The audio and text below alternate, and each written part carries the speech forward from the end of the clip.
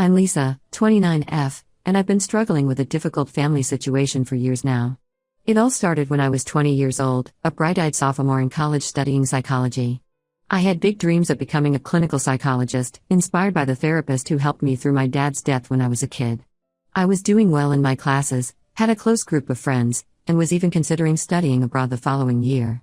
But everything changed when my mom, Sandra, 52F, was diagnosed with a severe chronic illness that left her unable to work. It was a rare autoimmune disorder that attacked her joints and muscles, leaving her in constant pain and with limited mobility. The doctor said it was progressive and while treatable, there was no cure. At the time, my younger brother Tom, 24M, was only 15 and still in high school. He was a typical teenager, moody, rebellious, and more interested in video games than anything else. Our dad had passed away in a car accident when Tom was just a baby, so it had always been just the three of us. Mom had worked hard as a legal secretary to support us, but her illness meant she could no longer do that job. When Mom got sick, I knew I had to step up. I remember sitting in my dorm room, staring at the psychology textbooks scattered across my desk, and realizing that my dreams would have to be put on hold. It wasn't an easy decision, but I felt like I had no other choice. Mom needed constant care and medical treatments, and Tom was too young to shoulder that burden. I still remember the day I went to the registrar's office to officially withdraw from college. The advisor tried to talk me out of it, suggesting part-time options or taking a leave of absence. But I knew that wouldn't be enough. We needed money, and we needed it now. So, at 20 years old, I entered the workforce full-time. My first job was as a receptionist at a small accounting firm. The pay was minimal, but it was steady, and they were willing to hire me without a degree. I moved back home to save money on rent and to be there for Mom and Tom. Those first few months were incredibly difficult. I went from the stimulating environment of college lectures and study groups to answering phones and filing paperwork. In the evenings, I'd help Mom with her physical therapy exercises and make sure Tom was keeping up with his schoolwork. There were many nights I'd lie awake, wondering if I'd made the right choice. But I pushed through, telling myself it was temporary. I thought that once Mom's condition stabilized and Tom was older, I'd be able to go back to school. I clung to that hope, even as the years passed and it seemed increasingly unlikely. Over time, I worked my way up from receptionist to administrative assistant. The pay got a bit better, enough to cover our bills and Mom's medical expenses. I made sure Tom had everything he needed for school, supplies, clothes, money for field trips. I wanted him to have all the opportunities I couldn't. Tom was able to finish high school and even go to college thanks to scholarships and financial aid. I was so proud of him and happy that at least one of us would get a degree. I remember the day he got his acceptance letter. I cried tears of joy and took him out for ice cream to celebrate, just like Mom and Dad used to do when we got good grades as kids. Throughout this time, I put my own dreams and ambitions on hold. No more college, no traveling, no real social life outside of work. Everything revolved around taking care of Mom and supporting Tom. It was exhausting, but I told myself it was worth it for my family. I'd watch my old college friends posting on social media about their graduations, new jobs, and exciting lives, trying not to feel bitter or resentful. There were moments of happiness too. Like when Mom had a good day and we'd sit together watching old movies, just like we used to before she got sick. Or when Tom would call from college, excited about a good grade or a new friend he'd made. Those moments made the sacrifices feel worthwhile. But as the years went on, I started to feel increasingly unappreciated and taken for granted. Mom's condition had stabilized somewhat, but she still needed a lot of care. She complained constantly about how hard her life was, but rarely acknowledged everything I'd sacrificed. She'd make comments about how I should be doing more, or how other daughters she knew were more devoted to their mothers. It hurt, but I tried to brush it off. Tom's attitude changed dramatically once he started college. He used to call every week, eager to share stories about his classes and campus life. But gradually, the calls became less frequent. When he did call, it was usually because he needed money or help with something. He rarely asked how Mom and I were doing. I noticed Tom's social media was full of pictures of him at parties with his new college friends, on spring break trips I could never afford. There was a growing distance between us that I didn't know how to bridge. When he'd come home for holidays, he'd spend most of the time out with his high school friends, barely acknowledging Mom and me. Things came to a head last week when Tom graduated college. I was so excited and proud of him. I'd been saving for months to buy him a nice watch as a graduation gift, nothing extravagant, but a good quality timepiece I thought he could wear to job interviews. I remembered how much it meant to me when Dad gave me my first real watch for my 16th birthday, and I wanted to pass on that tradition to Tom. The graduation ceremony was lovely, and I teared up watching Tom walk across the stage to receive his diploma. But at his graduation party afterwards, It was like Mom and I didn't exist. Tom spent the whole time with his college friends and new girlfriend, a stylish girl named Megan who looked at Mom and me like we were something unpleasant she'd stepped in. When I tried to give Tom his gift, he brushed me off and said he was too busy. I stood there holding the wrapped box, feeling foolish and hurt. Mom didn't even seem to notice. She was too busy telling anyone who would listen about how successful Tom was going to be and how he was going to take care of us now. I retreated to a quiet corner of the party, fighting back tears. That's when I overheard Tom talking to Megan and a couple of his friends. He was saying how embarrassed he was of his loser family and how he couldn't wait to move away and start his new job. He said he was sick of us dragging him down and he was going to cut contact once he left. I was shocked and heartbroken. I couldn't believe my little brother, who I'd given up everything for, would say such cruel things. I remembered all the nights I'd stayed up late helping him with his homework, the times I'd gone without new clothes or haircuts so he could have spending money at college.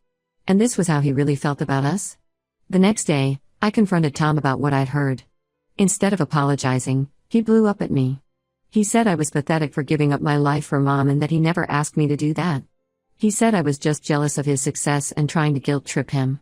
Mom overheard us arguing and instead of defending me, she told me I was being dramatic and needed to leave Tom alone. She said I should be happy for him instead of trying to ruin his big moment. I've spent the last few days in a daze, questioning everything. Did I make a huge mistake sacrificing my future for my ungrateful family? Should I have been more selfish and lived my own life instead? I'm starting to feel like I've wasted the last 9 years of my life for nothing. I find myself daydreaming about what my life could have been if I'd stayed in college. Would I be a psychologist now, helping people work through their problems? Would I have traveled, made new friends, fallen in love? Instead, I'm 29 with no degree, stuck in a dead-end job, watching my youth slip away as I care for a mother who doesn't appreciate me and a brother who's ashamed of me. I'm seriously considering just packing up and leaving. Starting over somewhere new where I can focus on myself for once. But I feel guilty about abandoning Mom, even though she doesn't seem to appreciate me. What if her condition gets worse and she has no one to care for her? But then I think, why should I keep sacrificing my life for people who don't value me? I don't know what to do. Am I overreacting? Should I try to fix things with Tom and Mom? Or is it time for me to finally put myself first? I feel lost and alone, and I don't know where to turn. Update 1. Thank you all for the supportive comments on my original post. They really helped give me some perspective on my situation. I wanted to give an update on what's happened in the last couple weeks. After a lot of soul-searching and rereading all of your advice, I decided I needed to have an honest conversation with my mom and Tom about how I've been feeling. I spent days rehearsing what I wanted to say in my head, trying to find the right words to express my hurt without sounding accusatory. I invited Tom over for dinner, telling him I wanted to clear the air after our argument. He reluctantly agreed. I spent all day cleaning the house and cooking Mom's favorite lasagna recipe, hoping that a nice family dinner might soften everyone up. When we all sat down at the dinner table, I took a deep breath and tried to calmly explain how hurt and unappreciated I felt. I told them about all the sacrifices I've made over the years, not just dropping out of college, but all the little things too. The vacations I never took, the friends I lost touch with, the relationships I never had time to pursue. I explained how their recent behavior has affected me, how it made me feel like all those sacrifices were for nothing. Unfortunately, it didn't go well at all. Mom got extremely defensive right away. She accused me of trying to make her feel guilty for being sick. She said things like, "I didn't ask you to drop out of college, that was your choice. And do you think I wanted to get sick and ruin your life?" She brought up how her own mother had cared for her sick father for years without complaining. I tried to explain that I wasn't blaming her for getting sick, just asking for some appreciation, but she wouldn't listen. Tom barely said anything at first, he just sat there pushing his lasagna around his plate with an annoyed look on his face. When I brought up the cruel things I overheard him saying at his graduation party, he didn't even deny it. He just shrugged and said, "Well, it's true, isn't it? You are kind of a loser." I was shocked he would say that to my face. I asked him how he could be so cruel after everything I'd done for him. He rolled his eyes and said, "Oh, here we go with the guilt trip again." Mom didn't even defend me. She just told me I was being too sensitive and that Tom didn't mean it like that. But I could see in Tom's face that he meant exactly what he said. He started listing off all his accomplishments, his degree, his new job offer, his plans to move to the city. Then he looked at me and said, "What have you done with your life? You're almost 30 and you're still living at home, working as a secretary. It's pathetic." I couldn't hold back my tears at that point. Between sobs, I told them how much their words hurt me. I reminded Tom of all the times I'd supported him, helping him with school projects, driving him to sports practices, buying him clothes for college when Mom couldn't afford to. I asked him if any of that meant anything to him. Tom's response was to stand up and say he was done with this toxic family drama. He said he was moving out next week and that maybe it was better if we didn't talk for a while. Then he walked out, leaving his dinner untouched. After Tom left, Mom turned on me. She said I was selfish for making everything about me when she's the one who's been suffering all these years with her illness. She accused me of trying to turn Tom against her. She said if I was so unhappy, maybe I should just leave too. I left the house in tears, feeling worse than ever. I spent the night at my friend Kelly's place, trying to figure out what to do next. Kelly has been my best friend since high school, one of the few friendships I managed to maintain over the years. She's always been supportive of me, even when I had to cancel plans last minute because of family obligations. She listened to me cry and vent for hours that night. The next day, I went back home to pack up some of my things. I've decided to move in with Kelly temporarily while I figure out my next steps. When Mom realized I was packing, she freaked out. She started crying and saying she didn't know how she would survive without me. She brought up Dad, saying he would be so disappointed in me for abandoning my family. For a moment I felt guilty and considered staying. But then she started in on how ungrateful I was being after everything she'd done for me. That was the final straw. I told her I was leaving and that I needed some time and space to myself. She tried to guilt-trip me by saying her health would deteriorate without me there. I stood firm and said she would need to figure out other arrangements. I suggested she look into home health aides or ask her sister for help. She said she could never trust strangers to care for her like I do, but I realized that was no longer my problem to solve. Packing up my room was a surreal experience. I found old psychology textbooks I kept, thinking I might go back to school someday. There were photo albums full of family pictures, vacations we took before Mom got sick, Tom's high school graduation. Looking at those smiling faces, it was hard to reconcile them with the people who had hurt me so deeply.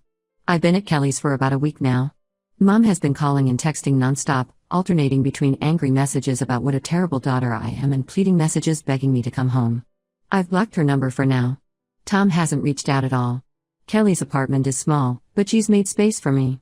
It feels strange to suddenly have free time in the evenings, to not have to rush home to check on Mom or do chores.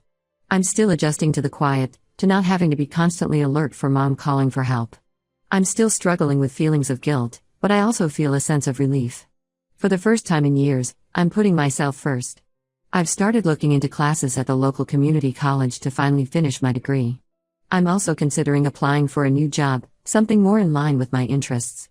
I've even started going to a yoga class with Kelly, something I never had time for before. It's scary to think about starting over at 29, but also exciting. I know I have a lot of healing and self-discovery to do. I'm trying to rediscover who I am outside of being a caretaker. But for the first time in a long time, I feel hopeful about my future. Thank you all again for helping me find the courage to make this change. I'll update again when there are new developments.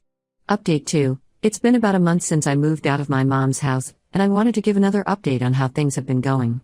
Living with my friend Kelly has been a breath of fresh air. She's been so supportive and it's nice to have some peace and quiet for once. We've fallen into a comfortable routine, making dinner together in the evenings, watching movies on weekends. It's reminded me of how much I missed having close friendships. I've been using this time to really focus on myself and figure out what I want for my future. After years of putting everyone else first, it feels strange to prioritize my own needs and desires. But I'm slowly learning to do it without feeling guilty. One of the biggest steps I've taken is enrolling in 2 classes at the community college, Intro to Psychology and English Composition. It feels amazing to be back in school again after all these years. Walking into that first class, I felt a mix of excitement and terror. I worried I'd be the oldest one there, that I wouldn't be able to keep up after being out of school for so long. But my fears were unfounded. There are plenty of other adult students in my classes, some even older than me. And it turns out, all those years of managing household finances and juggling responsibilities have actually made me a better student. I'm more focused and disciplined than I was at 20. I forgot how much I loved learning. Discussing psychological theories in class has reignited my passion for the field. My professors have been really understanding about my situation and are helping me get back into the swing of things academically. I've even made a study group with a few classmates, which has been great for both academic support and socializing. Balancing work, school, and my new social life has been challenging, but in a good way. It's a different kind of stress than what I'm used to. It's stress that's pushing me to grow rather than just survive. I also started seeing a therapist to work through some of my feelings about my family situation. It's been really helpful to talk things out with a neutral third party. She's helping me set boundaries and work on my self-esteem. We've been exploring why I felt so compelled to sacrifice everything for my family and how I can build a life that includes taking care of others without losing myself in the process. As for my family, things are still pretty tense. Mom kept trying to contact me for the first couple weeks, alternating between guilt trips and angry messages. She'd say things like, "I hope you're happy abandoning your sick mother one day, and please come home, I need you the next." I maintained my boundary of not responding. Eventually the messages stopped. Tom reached out once, not to apologize, but to ask if I would help Mom move some furniture. I politely declined and suggested he help her instead. He got angry and said some more hurtful things about how selfish I was being. I didn't engage and just blocked his number too. Last week, I ran into my mom's sister, my Aunt Rachel, at the grocery store. I've always been close with Aunt Rachel, she was like a second mother to me growing up. She asked why I wasn't answering Mom's calls. I briefly explained the situation, feeling a bit nervous about how she would react. To my surprise, Aunt Rachel was very understanding. She said she had always thought it was unfair how much pressure was put on me growing up. She shared that she had gone through something similar with her own mother years ago and had to set boundaries to protect her own mental health. Aunt Rachel told me that Mom has been complaining to everyone about how I abandoned her. But Aunt Rachel said she knows that's not the real story. She's offered to help Mom out more so that the burden doesn't all fall on me. It was nice to feel like someone in the family was on my side for once. In terms of work, I've started looking for a new job. I had an interview last week for an entry-level HR position at a local nonprofit. It went really well and I'm hopeful I'll get an offer soon. The pay would be a bit better than my current job and there's room for growth. More importantly, it's work that feels meaningful and aligns more with my interests. Overall, I'm feeling cautiously optimistic about the future. It's still hard some days, I have moments of doubt and guilt. Sometimes I lie awake at night worrying about Mom and how she's managing without me. But then I remind myself how much happier and healthier I am now that I'm prioritizing my own needs. I'm excited to see where this new chapter of my life takes me. For the first time in years, I feel like I have options and opportunities ahead of me. I'm rediscovering old passions and exploring new ones. Last weekend, Kelly and I went hiking, something I used to love but hadn't done in years because I never had the time. I know I have a long journey ahead of me. Untangling years of codependency and rebuilding my life won't happen overnight. But I'm committed to the process, no matter how challenging it might be. I'm learning to trust myself and my decisions, even when they're difficult. Thank you all again for your support and advice. It truly made a difference in giving me the courage to make these changes. I'll update again if there are any significant developments. Update 3. Hi everyone, I wanted to give one final update on my situation. It's been about 3 months since I moved out and a lot has changed. The biggest news is that I got the job at the nonprofit. I've been working there for about a month now and I absolutely love it. The work is challenging but rewarding, and my coworkers are great. We're working on programs to support underprivileged youth in the community, which feels meaningful and aligns with my interest in psychology. It feels amazing to be in a positive work environment for once, where my contributions are valued and appreciated. I'm still taking classes at the community college and doing well. I'm on track to finish my associate's degree by next year. Then I'm planning to transfer to a 4-year university to complete my bachelor's in psychology. It's been challenging balancing work and school, but I'm motivated in a way I haven't been in years. Living with Kelly has continued to be wonderful. We've become even closer friends. She's been encouraging me to get out more and socialize. Last week we went to a local meetup group for young professionals and I met some really nice people. I'm slowly rebuilding my social life and remembering how to just have fun without feeling guilty about it. As for my family situation, things are still complicated. Mom finally stopped trying to contact me directly, but she's been spreading a lot of negativity about me to other family members and family friends. It hurts, but I'm trying not to let it get to me. My therapist has been helping me work through these feelings and maintain my boundaries. Tom graduated and moved across the country for his new job.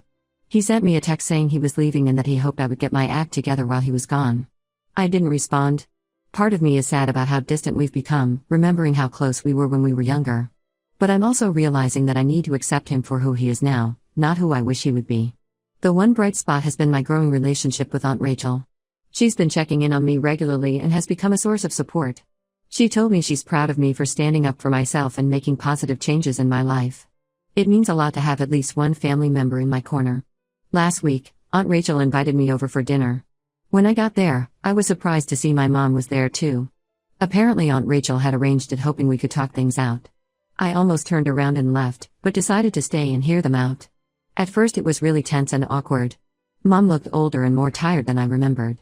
For a moment, I felt the pang of guilt. But then I reminded myself why I had left in the first place. As the evening went on, Mom actually started to open up a bit. She admitted that she had taken me for granted over the years and that she was scared of losing me completely. She said she's been going to therapy too, trying to work on her own issues. We're still not in a great place, but it felt like a tiny step in the right direction. I told her I needed more time and space, but that maybe we could start having short, supervised visits with Aunt Rachel present. Mom agreed, though she looked sad about it.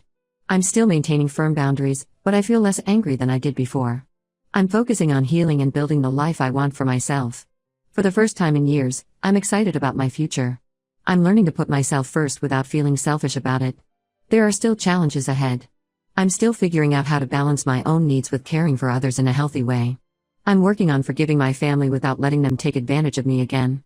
It's a process, and I know there will be good days and bad days.